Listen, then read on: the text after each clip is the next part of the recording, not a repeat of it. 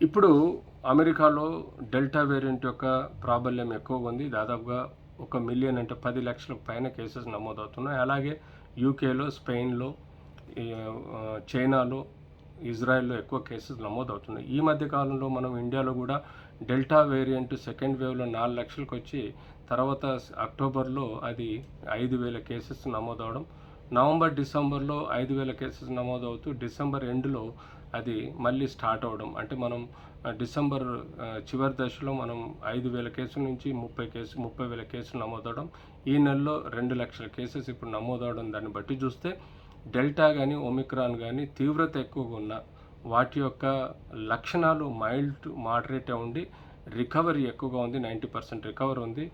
లక్షణాలు లేని వాళ్ళు కూడా రికవరీ బాగుంది. లక్షణాలు ఉన్న వాళ్ళల్లో ఒక 20%, 100లో 70% లక్షణాలు లేని వాళ్ళు ఉంటే 20% లక్షణాలు ఉన్నవాళ్ళు కూడా ట్రీట్మెంట్ తీసుకున్నా తీసుకోకపోయినా బేసిక్గా పారాసెటమాల్ కానీ లక్షణాలను బట్టి తీసుకునే ట్రీట్మెంట్తో రికవర్ అవుతున్నారు.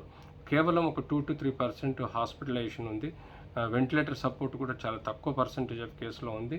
ఆక్సిజన్ రిక్వైర్మెంట్ కొంత మేరకు ఉన్నా కూడా రికవరీ బాగుంది. కాబట్టి ఈ అంచనాల ప్రకారం ఈ థర్డ్ వేవ్లో మనం ఎక్కువగా వ్యాప్తి చూస్తాము, కానీ తీవ్రత అంత పెద్దగా చూడపోవచ్చని మనకు సైంటిఫిక్ డేటా కానీ ప్రాక్టికల్ ఎక్స్పోజర్ వల్ల మనకు తెలుస్తుంది. ధర్మిల మాస్క్ మేజర్గా మిమ్మల్ని ప్రొటెక్ట్ చేస్తే వ్యాక్సిన్ ఇంటర్నల్గా కోవిడ్ వచ్చినా కూడా బాగా ప్రొటెక్ట్ చేస్తుంది.